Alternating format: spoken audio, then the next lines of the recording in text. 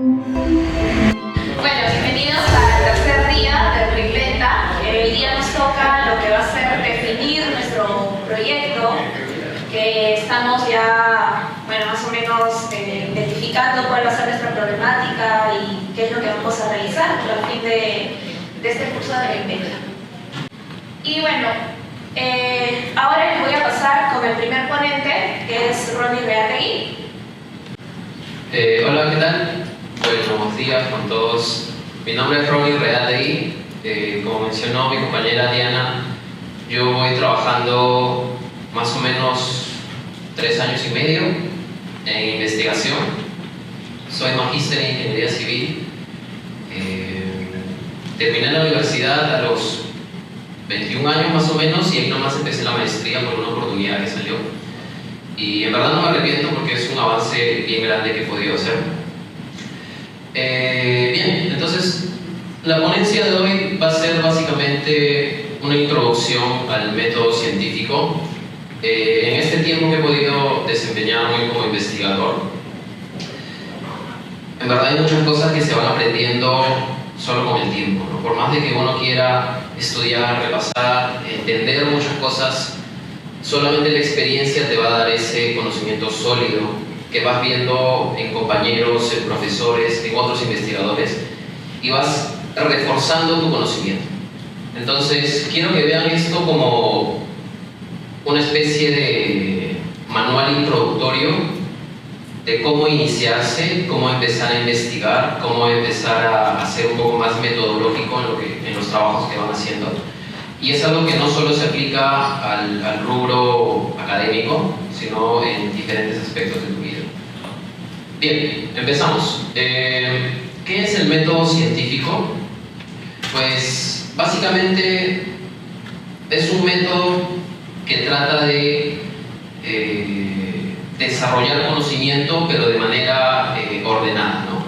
Como dice ahí, proviene del latín ciencia, que significa conocimiento o camino hacia el conocimiento, y es un método de investigación usado básicamente para la producción de conocimiento. La idea es generar nuevo conocimiento, no hacer un análisis tan superficial, sino ir a las causas de ciertos problemas, entender el por qué, entender el para qué y hacer comparaciones con otras situaciones similares, ¿no? Siguiente, por favor. Acá hay unos conceptos adicionales que de repente les interesan. El método científico es un modo ordenado de proceder para llegar a un resultado o fin determinado, especialmente para descubrir la verdad y sistematizar los conocimientos. Si quieren verlo de una manera más natural, más cercana a la realidad, es como una receta, diría yo. Cuando uno quiere cocinar algo, tiene que seguir ciertos pasos, debe usar ciertos ingredientes y debe saber la finalidad del producto. Lo mismo sucede con el método científico, solo que en este caso no quieres producir una comida, sino quieres producir conocimiento, entender una situación. Otro concepto es, en general, es una herramienta fundamental para la investigación científica y se basa en una serie de conceptos generales que guían el proceso de adquisición de conocimiento. Aunque pueda parecer un poco tonto, cuando uno cocina a veces lo puede hacer simplemente por improvisación y vas a obtener un resultado. Lo mismo sucede con el método científico. Si es que uno quiere generar conocimiento o entender una situación, lo puede hacer a su manera, va a tener algunos resultados, pero la idea es sistematizar el procedimiento. Lo mismo sucede en la cocina. Si uno va a la escuela de cocina, hay un procedimiento exacto que seguir, hay ciertas temperaturas, tiempos, etcétera, que hay que seguir. Lo mismo sucede con el método científico. Es una manera de sistematizar el procedimiento para obtener nuevo conocimiento o un nuevo entendimiento de las cosas. Entonces, como mencioné, es un proceso sistemático con etapas interdependientes. Estas etapas se pueden variar según los autores. Bueno, hay diferentes aproximaciones para el método científico, pero en general sigue un mismo esquema, como pueden ver ahí. Inicia con la propuesta de la pregunta de investigación. Es entender qué es lo que quiero investigar, qué es lo que quiero entender. Luego sigue la definición del problema, es saber exactamente cuál es el problema. La primera parte de la pregunta creo que es el paso más difícil, es cuando aterrizas las ideas en un camino específico, ¿no? La definición del problema ya tiene que ver un poco más con, ya sé más o menos qué quiero investigar, ahora vamos a definir el alcance, vamos a definir exactamente qué es lo que quiero. Luego viene la formulación de la hipótesis, la experimentación, recopilación, análisis de datos y las conclusiones. Los dos primeros pasos, tal vez incluyendo un poco el tercero, son la clave fundamental de, ¿cómo decirlo? Es como la base. Si uno tiene malas, bueno, yo soy ingeniero civil, ¿no? Si uno construye mal desde la base una edificación, eventualmente con el tiempo puede terminar destruyéndose o cayéndose o generando problemas graves. Si la base no es sólida, todo tu planteamiento va a ser débil. Lo mismo sucede con el método científico. Si es que tú no cuestionas bien tu pregunta de investigación, si es que tú no defines bien tu problemática desde el inicio, todo lo que obtengas más adelante, las conclusiones que puedas sacar más adelante, realmente no van a ser veraces o no van a ser realmente representativas de lo que has estado analizando. Siguiente, por favor. Entonces, empezando un poco con la pregunta de investigación. Se menciona que es esencial en cualquier estudio científico, ya que orienta el proceso de investigación, enfoca el tema y contribuye a generar nuevos conocimientos. Como les mencioné, es el paso fundamental. Siguiente. La pregunta de investigación es el primer paso en la metodología de investigación y que guía un estudio. Se enfoca en abordar un problema específico que será respondido mediante el análisis de datos y la interpretación de conclusiones. Básicamente lo que ya les mencioné. Vamos a ver ahorita cómo se define o cómo se plantean las preguntas de investigación, porque puedes preguntarte muchas cosas sobre diversos temas. Y aquí hay una argumentación. Una pregunta de investigación clara y precisa es esencial para obtener resultados significativos. Lo que les mencioné al inicio, si es que uno no define bien desde el inicio lo que quieres estudiar, puedes seguir tu estudio, pero los resultados que obtengas no van a ser significativos, no van a ser relevantes. ¿Ok? Entonces es fundamental esta etapa. ¿Qué tenemos en cuanto a los tipos de preguntas de investigación? Pues tenemos varias. Tenemos preguntas cuantitativas, que creo que ya más o menos intuyen qué significa, cualitativas y mixtas. Dentro de las cuantitativas, lo que quieres es definir cantidades, básicamente, o proporciones. Tienes preguntas descriptivas, relacionales y comparativas. Y bueno, en las mixtas es una combinación de ambas, ¿no? Cuantitativa y cualitativa. En cuanto a las preguntas cuantitativas, como menciona ahí, lo que buscan es comprender procesos específicos, son precisas, describen la población, variables y diseño de investigación. Estas preguntas pueden ser descriptivas, buscan obtener información sobre una o múltiples variables. Lo que quieres es información de algo, necesitas cuantificarlo, necesitas valores, que puedes resumir en tablas, en gráficos, lo que sea. Pueden ser comparativas, lo que quieres es comparar uno o más grupos sobre una variable en particular. Estamos hablando también de cantidades, siguen siendo preguntas cuantitativas. Y las relacionales lo que buscan es asociar cierto comportamiento de una variable con otra variable. Entonces, hay una relación ahí entre causa y efecto entre una o dos variables, o puede ser más. Siguiente. ¿Cuáles son posibles ejemplos para que aterricemos un poquito las ideas? Porque a veces escuchar esto es muy teórico, mucha palabra, pero realmente se entiende cuando uno empieza a ver ejemplos. Y es así como yo también aprendí al inicio. Un ejemplo de una pregunta descriptiva. ¿Cuál es la edad promedio de los estudiantes universitarios en una determinada institución educativa? ¿Qué es lo que quieres averiguar ahí? Como menciona en el recuadro azul. ¿Cuál es la variable que estás tratando de estudiar? Pues la edad de los estudiantes. Es una variable cuantitativa. Y es descriptiva, ¿por qué? Porque lo que te está dando es una información particular de esa variable. Tipo específica, descriptiva, respuesta, descripción básica de la demografía de estudiantes. Entonces, la respuesta a esa pregunta pues va a ser un número, ¿no? ¿Cuál es la edad promedio? Pues no sé, ahorita en esta sala de repente sea 16, 17, 18 años, no lo sé, o tal vez más. Pero es el resultado que obtienes, un valor promedio. Un ejemplo de una pregunta comparativa. ¿Existe una diferencia en el rendimiento académico entre estudiantes que utilizan una plataforma de aprendizaje en línea y los que asisten a clases presenciales de una escuela secundaria? Hay varias investigaciones que trabajan justamente eso, ¿no? Cómo durante la pandemia de la COVID-19 las nuevas metodologías, en este caso la enseñanza virtual, ¿qué tanto influyen en el aprendizaje? ¿Son mejores o son peores que las clases presenciales? Y ustedes probablemente se lo hayan preguntado en algún momento. ¿Qué prefieren? ¿Clases presenciales o clases virtuales? Presenciales. Lo mismo en una ponencia como la de ahorita. ¿Prefieren que sea presencial, físicamente en contacto, o prefieren que sea virtual? Presencial. Entonces hay un efecto. Ustedes mismos se pueden cuestionar eso.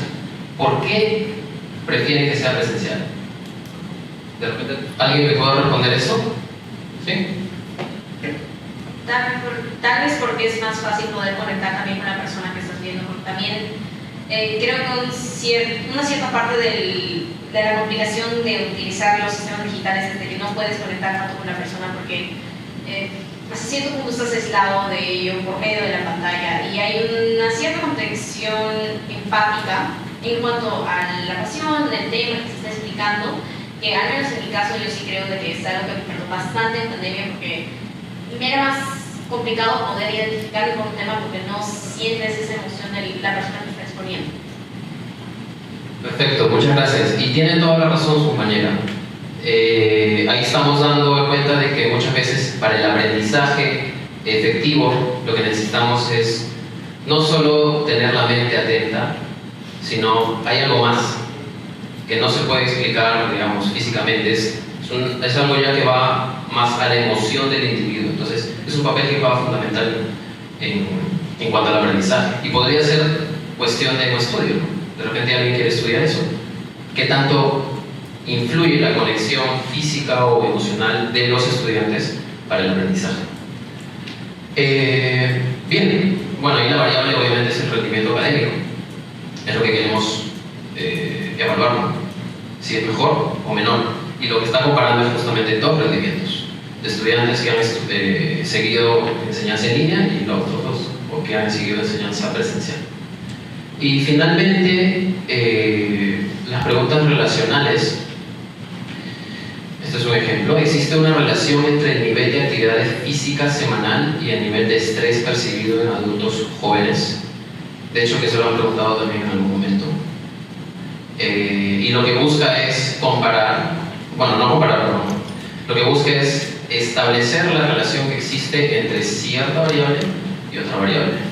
¿Existe alguna relación entre comer comida chatarra y desarrollar problemas de diabetes, por ejemplo? Yo creo que sí, es un poco obvio. Y ya hay muchos estudios que han trabajado eso. Entonces, así como esos estudios, hay miles de preguntas que se pueden hacer, no solo en el campo de la medicina, sino también de la ingeniería. Siguiente.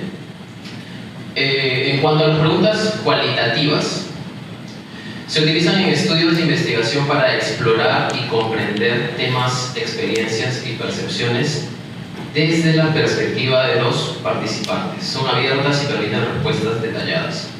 Acá vamos a ver unos cuantos ejemplos. ¿Cómo describirías tu experiencia al enfrentar un cambio significativo en tu vida laboral? Si se dan cuenta, es una pregunta un poco abierta. La respuesta a esa pregunta puede variar de individuo en individuo y no es solo números, sino va más allá. Tiene un trasfondo de información nueva que te lo va a dar el individuo. Otra pregunta: ¿cuáles son los factores que influyen en tu decisión de comprar productos orgánicos? Lo mismo, la respuesta varía de individuo en individuo y te va a dar muchísima más información. Y no solo numérica, puedes obtener valores, pero también puedes obtener factores sociales o económicos. ¿Cómo percibes el papel de la tecnología en tu día a día? ¿Cuál es tu opinión sobre la política de sostenibilidad implementada por la empresa? Todas estas son preguntas cualitativas, como se han dado cuenta, son abiertas y lo que permiten son respuestas detalladas que varían según la persona que estés entrevistando. Esto también puede ser un tipo de pregunta para su investigación que van a desarrollar, ¿no? Y en cuanto a las preguntas mixtas, es una combinación de ambas. Lo que necesitas es tanto información numérica como información, digamos, relacional o comparativa, con información que varía pues, de individuo en individuo. Por ejemplo, ¿cuál es la frecuencia, ahí estamos hablando de términos cuantitativos, con la que utilizas redes sociales y cómo influyen en tus relaciones sociales? Ahí estamos hablando de una pregunta cualitativa. Entonces, estamos combinando ambos conceptos. Sé que suena un poco obvio para ustedes decirlo, sí, esas son preguntas cuantitativas o cualitativas, pero es importante que definan bien qué tipo de preguntas están planteándose inicialmente. Esto es muy sistemático, muy metódico, para que tenga un resultado realmente relevante. Tienes que saber qué tipo de preguntas estás haciendo para que sepas qué tipo de respuesta necesitas obtener. ¿Ok? Eso deben tenerlo muy claro. ¿Qué me estoy preguntando? ¿Qué quiero evaluar? ¿Y cuál sería la respuesta que yo quiero obtener? Otro ejemplo. ¿En qué medida el estrés laboral afecta tu desempeño en el trabajo? Una pregunta, por ejemplo, si la quiero dejar cualitativa, sería ¿cómo afecta el estrés laboral en tu desempeño en el trabajo? Sería netamente cualitativa. Pero acá no solo me estoy quedando con la componente cualitativa, sino quiero saber en cantidad. Por eso dice en qué medida. Quiero tener números, quiero hacer comparaciones o relaciones. Ahí estamos hablando de variables cuantitativas. Otra pregunta, ¿qué factores crees que influyen en el éxito de un programa de capacitación en una empresa? Lo mismo, tenemos componentes cualitativas y cuantitativas. ¿Cómo calificarías la calidad de un servicio al cliente en una escala del 1 al 10 en esta tienda? La calificación que tú lo pongas es algo cualitativo, va a depender de la persona. Puede decir no me gustó, puede decir sí me gustó, pero también te están poniendo una componente cuantitativa del 1 al 10.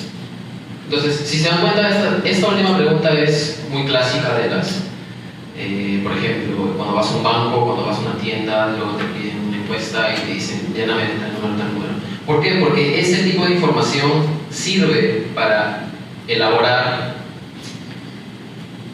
¿cómo decirlo?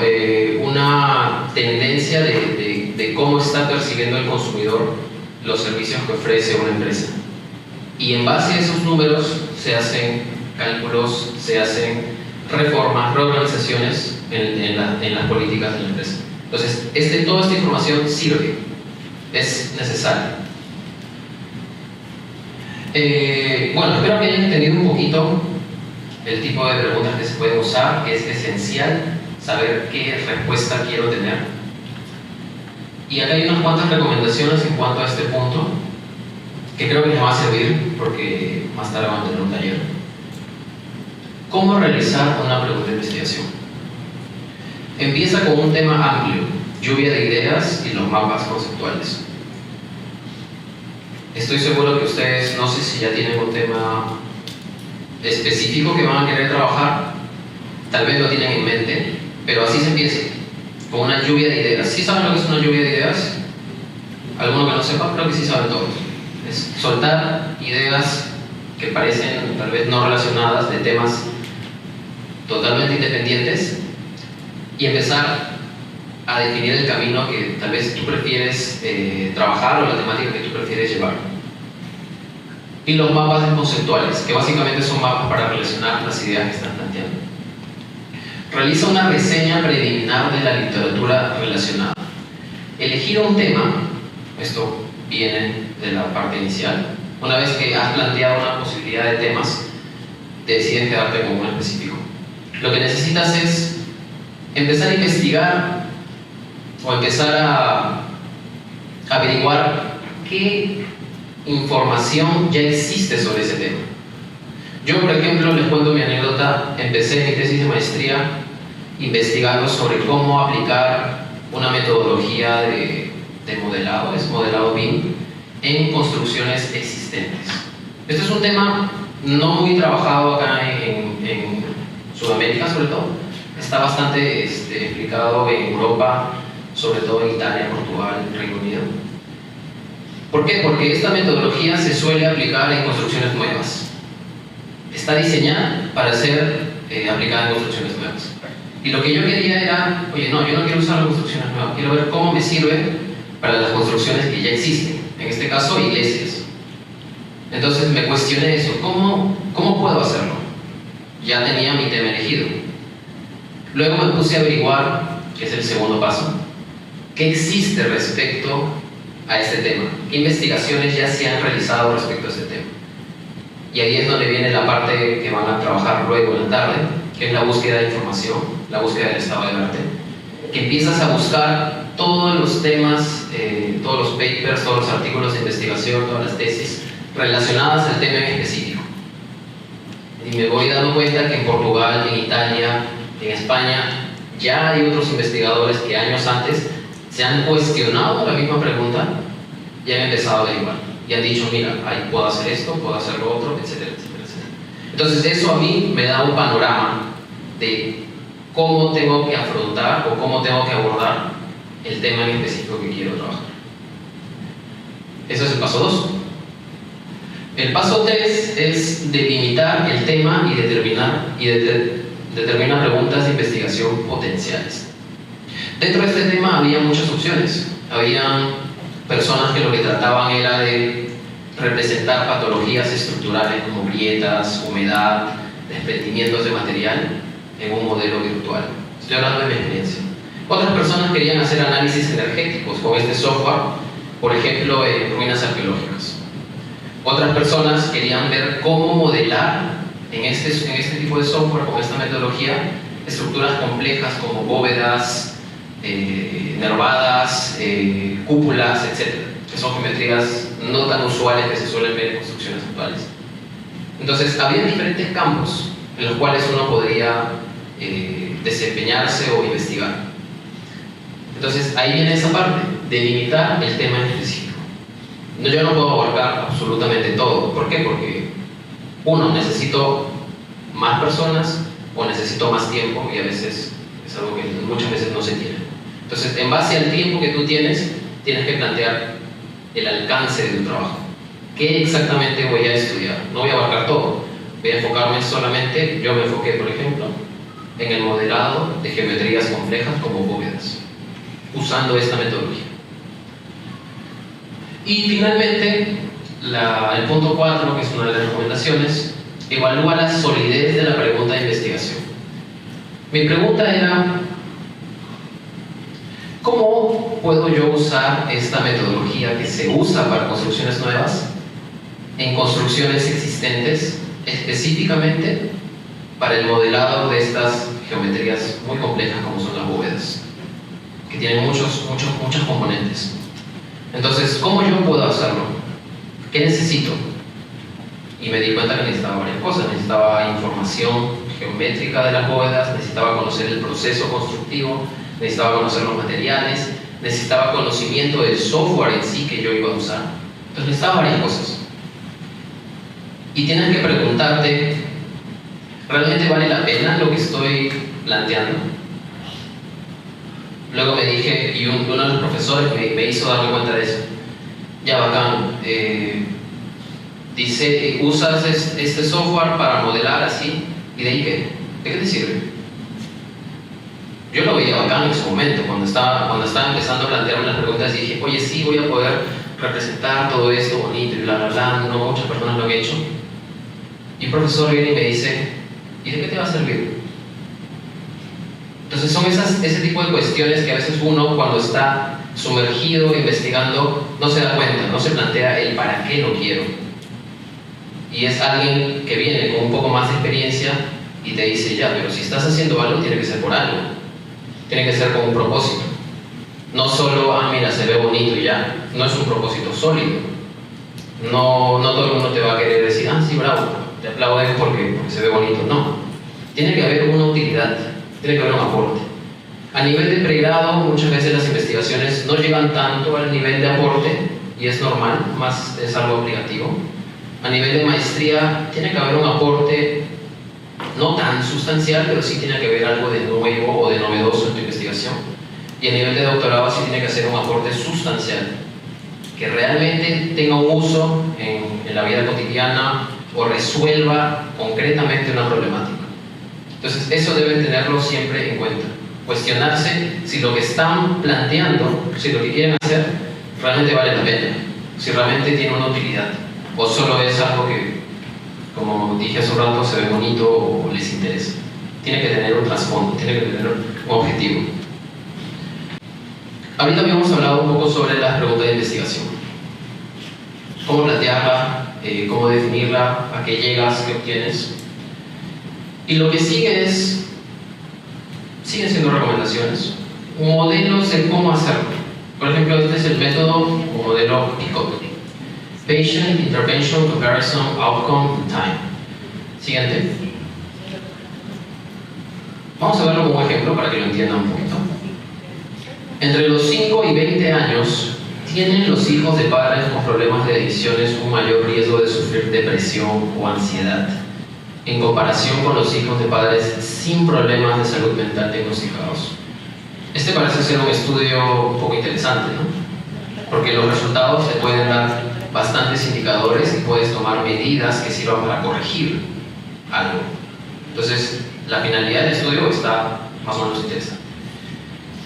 Y en el modelo PICOT, lo que tienes que identificar o lo que tiene que estar dentro de tu pregunta de investigación, básicamente son estas componentes. Para este modelo, ojo, hay diferentes modelos. Población. En este caso, ¿qué es lo que quieres estudiar? Son los niños, en general. Hay un indicador o una intervención. ¿Qué de particular de los niños? Los niños que tienen padres con problemas de adicción. ¿Te interesa un poco esa rama? No los niños huérfanos o no los niños que viven en tal lugar, no. Padres con problemas de adicción. Y ojo, acá lo que tenemos es padres con problemas de adicción, pero no está definido en dónde. Porque puede ser en Lima, puede ser en Portugal, puede ser en Estados Unidos, no es definido tampoco. Y yo creo que va a variar de sociedad en sociedad. Entonces ahí, por ejemplo, hay que ser un poquito más específicos. C, que es el comparison, grupo de comparación. Vas a comparar los niños de padres con problemas de adicción contra los niños de padres sin problemas de adicción. Luego tienes un resultado de interés. ¿Qué te interesa? O sea, ¿por qué quieres compararlos? Pues porque se ve, tal vez, que hay un riesgo creciente de depresión o de ansiedad. Eso es lo que te interesa. Si se dan cuenta, en el resultado es donde está la relevancia del trabajo. ¿Por qué quiero? Porque quiero obtener esto. Entender si hay un riesgo mayor de depresión o ansiedad. Y finalmente, el marco de tiempo de interés es una especie de delimitar tu alcance. Quiero investigarlo únicamente entre el 5 y 18 años. También otra forma de delimitar el alcance es geográficamente o en población. Quiero investigar esto solo para los niños en Lima o en Perú o en donde sea. Entonces, eso también es muy importante. Porque si trabajas solamente con esto como está así, tendrías que analizar los niños de todo el mundo. Y la data que tienes que procesar ahí es muchísima. Entonces, tu trabajo se puede extender años y años. Entonces, es importante delimitar desde el inicio todo lo que vas a trabajar. Siguiente. De ahí también tenemos el marco PEO, que tiene que ver con Population, Exposure and Outcomes. El marco de trabajo PEO es usado comúnmente en estudios clínicos. Este estudio es más útil para la realización de preguntas de investigación cualitativa. Siguiente. Y acá hay un ejemplo. En bebés y niños menores de 8 años, ¿cómo afecta la exposición a la música clásica al desarrollo de la expresión emocional? Tenemos la población que son bebés y niños menores de 8 años, específicamente ellos. Tenemos una exposición a condiciones preestablecidas, exposición a la música clásica, y tenemos un resultado. ¿Qué queremos evaluar? Los efectos en el desarrollo de la expresión emocional. Entonces, si se dan cuenta, la organización que tiene, población, exposición y resultados, se presta un poquito más, como se mencionó al inicio, para estudios clínicos, ¿no? Tengo ciertas personas que están expuestas a cierta condición y que me dan ciertos resultados. Para un trabajo en ciencias o ingeniería, también puedes hallarle alguna pregunta parecida a esta, que se acople a este esquema, pero creo que es un poquito más difícil. Siguiente. Entonces, siguiente nomás.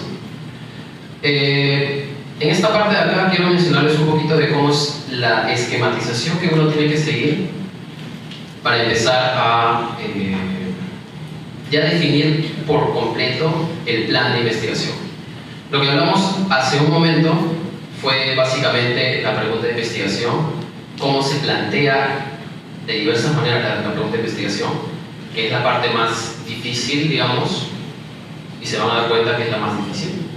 Pero una vez que están ya en el tema, ya tienen definido bien eso, hay ciertos pasos siguientes, como el subjetivo, la hipótesis, la justificación. Y es justamente el esquema que voy a presentar ahorita. Esta parte de la pregunta de investigación ya lo hemos visto. Por ejemplo, este es un ejemplo de cómo no hacerlo y un ejemplo de cómo debería ser. Tienen que ser específicas y directas. Un ejemplo de cómo no hacerlo, lo que está tachado en rojo. ¿Cómo afecta el fuego al concreto? ¿Es específica? No. Porque lo puede afectar en su coloración, por ejemplo, le cambia de color. Puede afectarlo en sus propiedades mecánicas, lo debilita o lo endurece. Puede afectarlo en cuanto al contenido de humedad que tiene. No estoy diciendo nada específico con esa pregunta. Entonces, tengo que ir más allá, tengo que seguir delimitando mi estudio.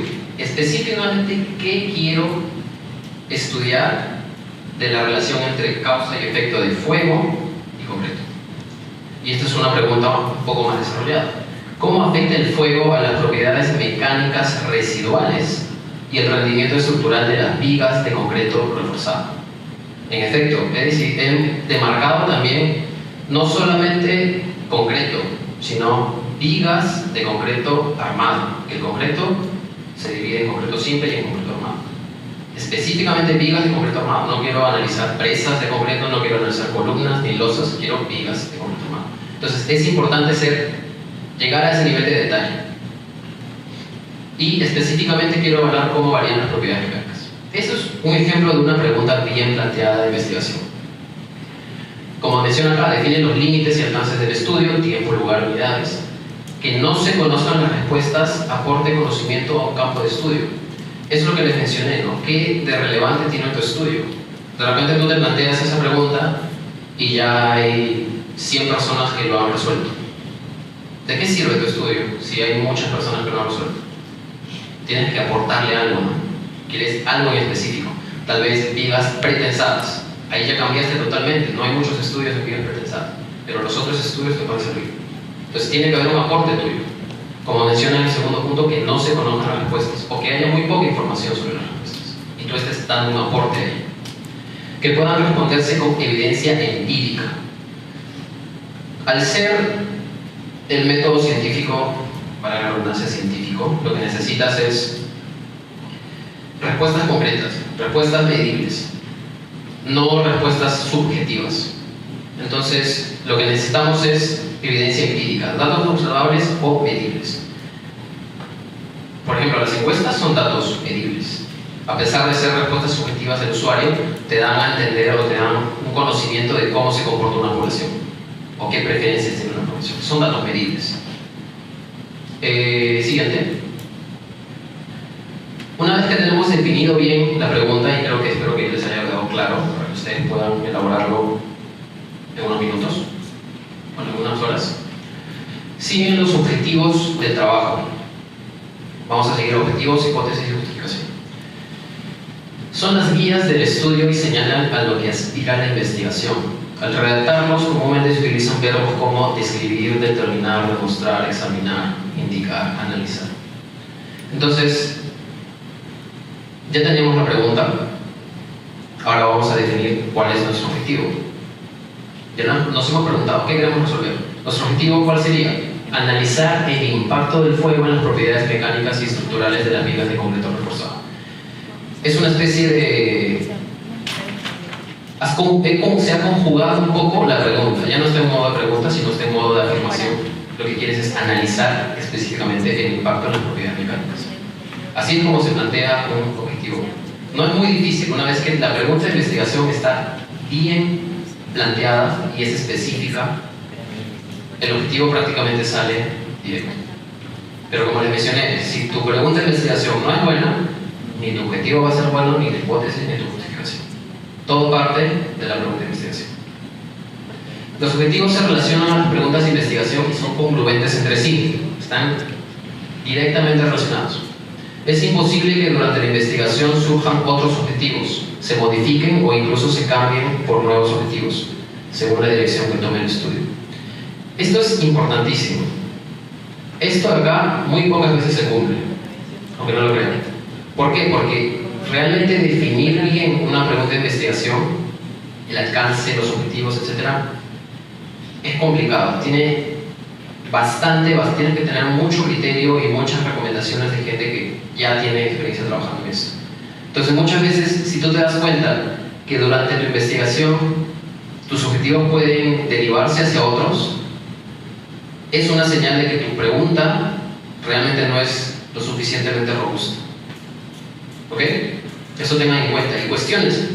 Como les mencioné, la pregunta tiene que estar cuestionada de 1000 maneras. Pueden preguntarle a sus compañeros que les ayuden justamente con eso. Pero ustedes mismos pueden cuestionarse. Siguiente. Justificación. La justificación es el por qué. ¿Por qué estoy haciendo eso? Contribuye con la discusión sobre el tema y brinda posibilidades de solución para problemas que afectan a la sociedad. La pregunta clave es, ¿por qué hacemos esta tesis? Bueno, estamos hablando de tesis, pero puede ser ¿por qué hacemos esta investigación? Por razones teóricas, porque queremos generar nuevo conocimiento. Por razones prácticas, queremos generar un nuevo método. Ese fue mi caso, por ejemplo, de mi maestría. Por razones sociales, queremos resolver un problema. ¿Qué preguntas esperan respuesta? Que creo que pueden empezar muchas veces por ahí, ¿no? ¿Por qué estoy haciendo esto? Porque tal vez no se conoce la respuesta. O hay muy poca información sobre la respuesta. Entonces, ese puede ser un punto de ataque de cómo empiezo a plantear mis preguntas. A pesar de los excelentes avances conseguidos, no se cuenta aún con herramientas analíticas para predecir el comportamiento sísmico de las construcciones de adobe. Por lo tanto, muchas veces resulta difícil diseñar nuevas construcciones de tierra o reparar edificaciones existentes en riesgo. Este es un ejemplo de una justificación. En este caso creo que es una tesis. Léanlo un poquito con detenimiento y se van a dar cuenta de a qué pregunta corresponde esto. A pesar de los excelentes avances conseguidos, no se cuenta aún con herramientas analíticas para predecir el comportamiento sísmico. De la justificación uno puede deducir la pregunta, el objetivo. ¿Okay? Estamos hablando de herramientas analíticas para predecir el comportamiento sísmico de construcciones de adobe en específico. No queremos evaluar albañilería, lo que sea, solamente adobe. No hay herramientas analíticas para predecir ese comportamiento. Y como tal, me voy a poner a investigar sobre eso. ¿Qué puedo hacer? ¿O qué no hacer? Por lo tanto, muchas veces resulta difícil diseñar nuevas construcciones de tierra. Entonces, la problemática no tanto va a que no hay herramientas analíticas, sino tal vez va a que es difícil diseñar nuevas construcciones de tierra. Tal vez esa sea la problemática. O tal vez la problemática sea que las construcciones de tierra cada vez se usan menos. ¿Por qué? Porque no hay estos lineamientos para predecir su análisis, para predecir su comportamiento. Como sí lo hay, por ejemplo, en concreto armado, que está muy estandarizado. Todo el mundo construye en concreto armado, ¿por qué? Porque ya está estandarizado, ya se sabe qué hacer, se puede tener un manejo, un conocimiento antes de construirlo de cómo se va a desempeñar. Con la tierra es un poco difícil. ¿Ok? Entonces, es por eso.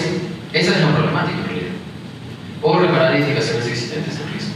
Entonces, si se dan cuenta, todo está vinculado si es que tu propuesta es robusta y es sólida. Como les mencioné al inicio de la exposición, si no tienes una base sólida, una base firme de lo que estás queriendo investigar, todo el trabajo, las conclusiones que saques no van a tener sustento alguno. Y pasa porque justo hace poco un compañero me contó que en la sustentación de tesis de dos amigos los jalaron. En la sustentación, cuando ya estaban exponiendo al jurado. ¿Por qué los jalaron? Por un error de base. No hicieron un análisis profundo de qué es lo que quieren investigar. Durante la investigación podían surgir diferentes objetivos que cambiaban el rumbo de la investigación, o asumieron cosas que realmente no eran. ¿Por qué? Porque no se dieron el trabajo de hacer una investigación profunda. Y se vio reflejado en su sustentación de tesis. Lo jalaron. Entonces, la idea es que se haga un trabajo de calidad desde el pregrado. No solo esperar a hacer una maestría o un doctorado para decir, voy a hacer las cosas bien. No. Sea lo que sea que estén haciendo, tienen que hacerlo metódicamente, sistemáticamente, pensando en por qué lo estoy haciendo. No solo hacerlo por hacerlo. ¿Ok? Siguiente, que creo que ya es la última. Sí. Entonces, eso sería todo. Creo que he acabado exacto con el tiempo. Muchas gracias, y no sé si tienen alguna pregunta que quieran hacer. Siéntanse libres, porque recuerden que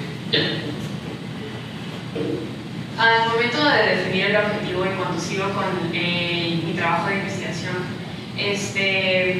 yo creo que podemos como que determinar pequeños objetivos que vayan como que llegando al objetivo final. Entonces creo que en ese camino, o sea, yo intuyo que se hace así, no sé, y si así fuera, en ese camino es posible que confundamos el próximo objetivo con el objetivo final, o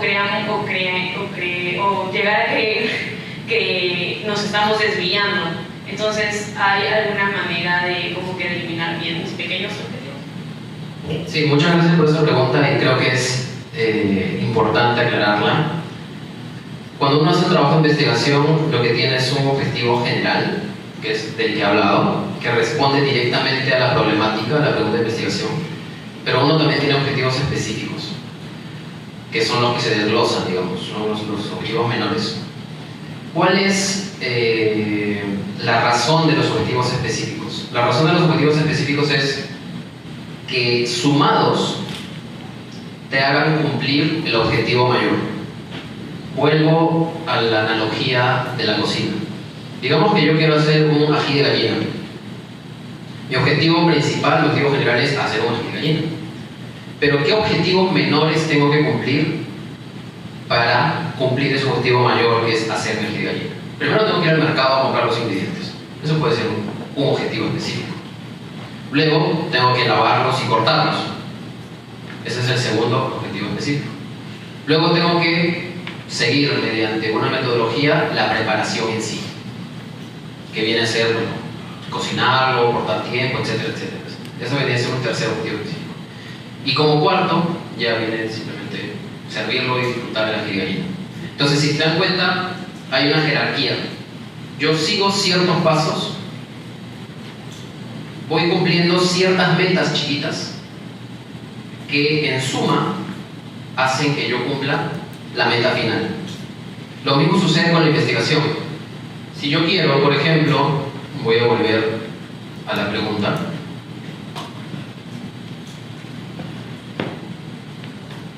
Ahí está, ese objetivo. Si yo lo que quiero es analizar el impacto del fuego en las propiedades mecánicas y estructurales de las vigas de concreto armado, primero tengo, revisar qué estudios ya existen respecto a eso. Porque si no reviso, no voy a tener ni idea de qué hacer, de qué es lo que ya han hecho otras personas. Luego tengo que tener conocimientos sobre qué propiedades mecánicas yo quiero evaluar. Porque dentro de las propiedades mecánicas puede ser el modo de elasticidad, el esfuerzo de compresión, el esfuerzo de tensión del acero, lo que sea. Hay muchas. Entonces tengo que definir bien eso y tengo que conocer qué son para empezar. Entonces, si se dan cuenta, hay toda una etapa inicial de revisión del estado del arte y de marco teórico. Casi siempre en las investigaciones de ingeniería o de ciencias hay una etapa en la cual tienes que estudiar todo el marco teórico. Luego, ¿qué tengo que hacer? Probablemente tenga que hacer ensayos de fuego. Someta una estructura a fuego en tal posición o tal posición y ver cómo se empieza a desarrollar, no sé, se empiezan a aparecer fisuras y debo tener instrumentos para medir esas fisuras, o simplemente lo expongo a fuego un tiempo y luego lo ensayo con una máquina con presión. Entonces, si se dan cuenta, ahí ya va dependiendo de qué es lo que uno ha podido averiguar. Yo no soy experto en esto, pero intuyo qué podía hacer. Tal vez exponerlo al fuego y empezar a hacer ensayos. Esa sería una metodología que yo estoy planteando de cómo quiero resolver esto. ¿Por qué? Porque al exponerlo de esa manera me voy a dar cuenta qué efecto tiene. Entonces, son pequeñas actividades, si se dan cuenta. Primero debo tener un análisis exhaustivo del estado del arte y del marco teórico que voy a evaluar. Luego tengo que definir una metodología de cómo voy a empezar, en este caso, a aplicarle fuego a este tipo de estructuras. Y luego tengo que desarrollar o obtener relaciones. ¿Cómo voy a obtener esas relaciones? No voy a decir simplemente en un párrafo, mira, el fuego lo afecta de tal manera. Como mencioné, el método científico es algo que tiene que ser medible. Entonces debo generar gráficos de relaciones, por ejemplo, curvas que me relacionen la temperatura del fuego y el modo de elasticidad o la capacidad en este caso del elemento de la viga, lo que sea. Entonces voy desglosando el objetivo general en pequeñas tareas. Yo creo que esa es la mejor manera de empezar a definir bien los objetivos menores o los objetivos específicos.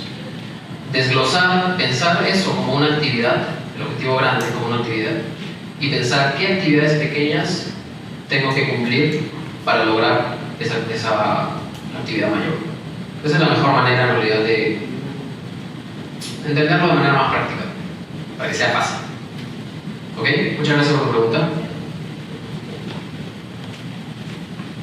Una consulta. Cuando queremos tal vez hacer como que tener una pequeña idea, ¿no?, acerca del cuerpo de la investigación, entonces tal vez una manera de plantear los objetivos pequeños que van a ayudar a generar sería tal vez dividir cada parte del cuerpo como que en bloques.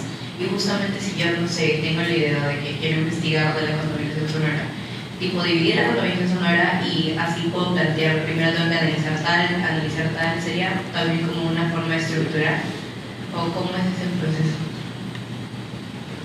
Muchas gracias. A ver, el proceso de la organización, como tú mencionas, sí tiene mucho que ver. Tú mencionaste el tema de contaminación sonora. ¿Qué es lo que necesitas plantearte? Primero, definir exactamente qué componentes de la contaminación sonora quieres analizar, en dónde o bajo qué circunstancias, y también el por qué. Recuerda que, bacán, tu tema abierto es la contaminación sonora, pero ¿por qué quieres estudiar la contaminación sonora? Porque tal vez está afectando la salud de los peatones, o etcétera, no sé. Entonces, la pregunta tiene que estar bien definida. Y una vez que ya tienes el objetivo claro de qué es lo que quieres hacer, como tú mencionaste, vas esquematizando. Es muy análogo a la respuesta que di hace un momento. Vas organizando en etapas. ¿Qué es lo que voy a hacer? Necesito hacer esto, luego necesito hacer esto, luego necesito hacer esto. Como les mencioné, es pensarlo, es el mejor ejemplo que les puedo dar. Piénsenlo como en una actividad que ustedes van a hacer. Tengo que barrer la casa, o tengo que hacer un plato de comida, o tengo que lavar la ropa, o tengo que... lo que sea. Piénsenlo de esa manera y se van a dar cuenta que van a empezar, ustedes solitos se van a dar cuenta en su tema, que van a empezar a salir pequeñas actividades que al sumarlas cumplen toda su actividad final. Básicamente es eso. ¿Tienen alguna otra pregunta? A ver. Gracias. Yo tenía una pregunta acerca de las investigaciones que tienen como propósito presentar un nuevo método. En caso de que tú ya estés investigando o estés realizando experimentaciones, pero tus resultados son negativos, es decir, el método no se puede aplicar, ¿es posible presentar como conclusión un rechazo a ese método o sería mejor proponer otro método o cambiar de tema? Muy buena pregunta. Sí es posible obtener como respuesta un rechazo, y ese es justamente tu gran aporte. Si todo lo que has planteado está bien hecho, obviamente, obtener esa respuesta es de gran ayuda para otras personas que también quieren investigar, porque les da a conocer de que lo que tú quieres hacer, tal vez no hay una relación tal vez de causa-efecto positiva que quisieras, ¿no? Sino más bien que no se puede aplicar. Me ha pasado algo muy similar con una investigación que he hecho sobre aisladores en edificios. Hay un método que es para evaluar las propiedades dinámicas de una estructura, y lo que yo quise hacer es ver cómo puedo evaluar las propiedades dinámicas en un edificio pero aislado, con aisladores. Y al final mi conclusión fue que no puedo usar estos ensayos en sistemas con aislamiento sísmico. ¿Por qué? Porque el aislador lo que hace es separar toda la estructura del suelo. Entonces realmente la respuesta dinámica de la estructura no es representativa de lo que realmente va a pasar en la realidad. Entonces, esa fue mi conclusión. Me di cuenta de que no me servía. O sea, todo lo que hice, por así decirlo, fue el tacho. Pero no es eso. Es que aportó al conocimiento para otras personas de que realmente no hay una relación. Y tal vez no hay muchos trabajos que mencionen algo así, y lo que tú estás haciendo es significativo o da un gran aporte para otras personas, para que lo que puedan ver que tal vez no existe esa relación de causa-efecto positiva. ¿Otra pregunta? En el caso de Picot no me quedó muy claro. Por ejemplo, comenzamos con el estudio de la población sin estudiar ya, pero al siguiente dice indicador de intervención. ¿Podría volverlo a explicar o brindarnos otro ejemplo del brindado? Ok, gracias. Volver al Picot. Hay indicador de intervención, padres con problemas. ¿A qué se refiere con el indicador? El indicador básicamente lo que te da es el camino hacia la problemática que tú quieres responder. Porque si se dan cuenta, acá no tenemos un esquema de problemática y me pregunto cómo lo puedo resolver. Es un esquema muy básico esto de problemática y cómo lo hago. Este es un esquema un poco diferente. Pero si se dan cuenta, no está la parte de la problemática. Entonces, ¿realmente dónde está escondida, por así decirlo, la problemática? En el indicador. El indicador, como su mismo nombre lo dice, lo que nos da es exactamente qué vamos a estar tratando de evaluar, o cuál es el factor que, por así decirlo, hace que la problemática ocurra. En este caso son los padres con problemas de adicción. Y pónganse a pensar un poquito. ¿Tienen los hijos de padres con problemas de adicción un mayor riesgo de sufrir depresión o ansiedad? Lo que quiero evaluar es exactamente por qué los hijos con padres de problemas de adicción tienen, bueno, no tanto el por qué, sino si existe una relación de que los hijos de padres con problemas de adicción tienen mayores riesgos de que otros hijos con padres sin problemas de adicción. Entonces, exactamente lo que quiero evaluar es ese factor, ese indicador, los hijos de los padres con problemas de adicción.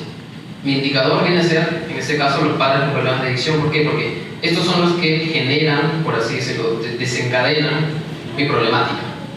¿Me dejo entender un poco? Básicamente esa es la postura que puedes adoptar para empezar a plantear tu problemática con ese esquema. ¿Sí? Eso sería todo. Entonces, muchas gracias y vamos a continuar con la siguiente presentación.